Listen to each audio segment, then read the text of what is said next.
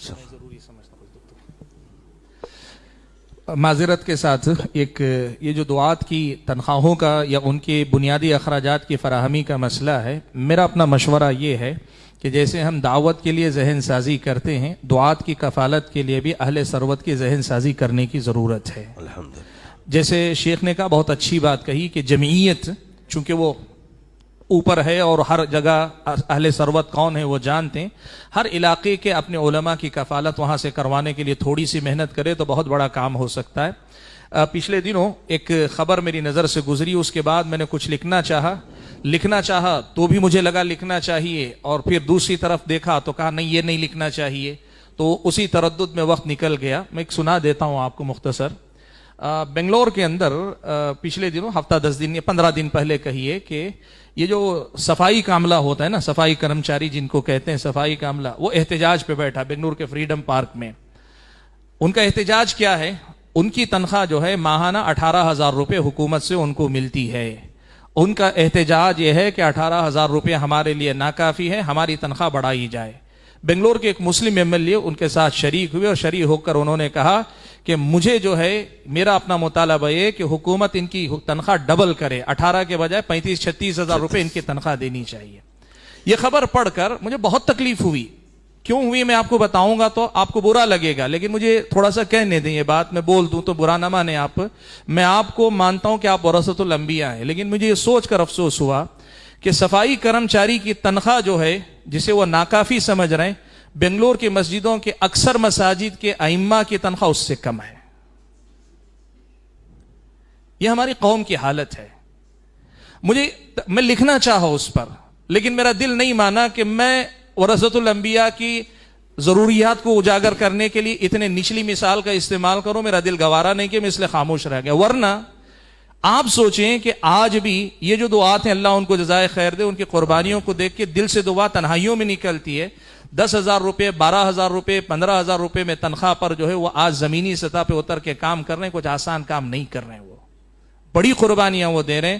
اللہ کرے ہماری یہ آواز ان اہل ثروت تک پہنچے جو اپنے اپنے علاقے میں اثر و رسوخ رکھتے ہیں۔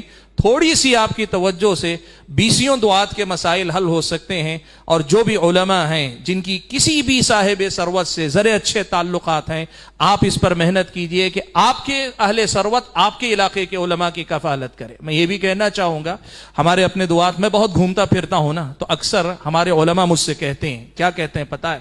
کہ آپ جیسے علماء جب باہر سے آتے ہیں تو آپ کی عزت ہوتی ہے، آپ کی قدر ہوتے ہیں، آپ کو کھلاتے ہیں، پلاتے ہیں، تحفے تحائف شال وول سب دیتے ہیں، لیکن علاقائی علماء کو نظر انداز کیا جاتا ہے، اور یہ بھی سچ ہے، میں جانتا ہوں یہ بات۔ میں آپ کو کہنا چاہتا ہوں، آپ کے اصل علماء آپ کے علماء جو آپ کی بستی میں ہیں۔ ہم جیسے لوگ آتے ہیں ذرا سا آپ کی ہمت افزائی کرنے کے لیے، آپ کے جوش جذبے کو بڑھانے کے لیے آتے ہیں، ورنہ کام تو وہ کرتے ہیں جو صبح و شام آپ کو اللہ رسول کی بات پڑھاتے ہیں، جو آپ کے خطبات جمعہ دیتے ہیں، یا آپ کے میدان میں پہنچ کر آپ کی بستی میں گھوم پھر کر غیر مسلموں کو جو دعوت و تبلیغ کا کام آپ کی طرف سے وہ فرض کفایہ ادا کر رہے ہیں۔ آپ ان کی کفالت نہیں کر سکتے، ان کی ضرورتوں کو پورا نہیں کر سکتے۔ آپ اہل ثروت کی ذہن سازی کیجئے۔ آپ یقین کیجئے، ذرا نم ہو تو یہ مٹی بڑی زرخیز ہے ساقی، ذرا توجہ دلائیں، اہل ثروت یقیناً کام کر سکتے ہیں۔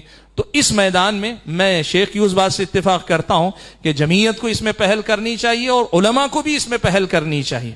کم سے کم میں کوشش کروں، مثال کے طور پر میری پہچان میں 5 اہل ثروت ہیں، ایک بار ان سے بات کروں کہ آپ میں سے ایک آدمی تھوڑی تھوڑی مدد ماہانہ کر دے تو اتنے لوگوں کی کفالت ہو سکتی ہے۔ اس ملک کے اندر اسلامی نظام حکومت نہیں، اگر اسلامی نظام حکومت کہیں ہوتا تو حکومت ان سب چیزوں کی ذمہ دار ہو جاتی، بیت المال ان سب کا ذمہ دار ہو جاتا، لیکن اگر یہ نہیں ہے تو علاقائی سطح پر کریں۔ کل ہی ایک نوجوان مجھے بتا رہے تھے کہ میری اپنی بستی کے اندر ائمہ کی تنخواہ 8,000 روپے تھی۔ میں نے کیا کیا؟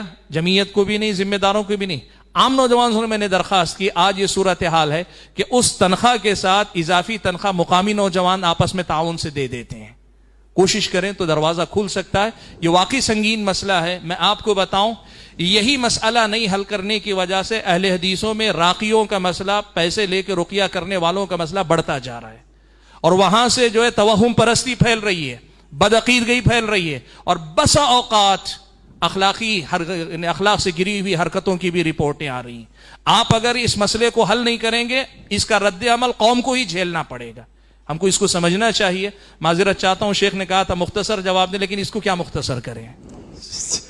تو مجھے امید ہے انشاءاللہ کہ میری اس گفتگو کو، لمبی گفتگو کو آپ برداشت کریں گے. اللہ ہم اور آپ کو توفیق عطا فرمائے. جزاک اللہ.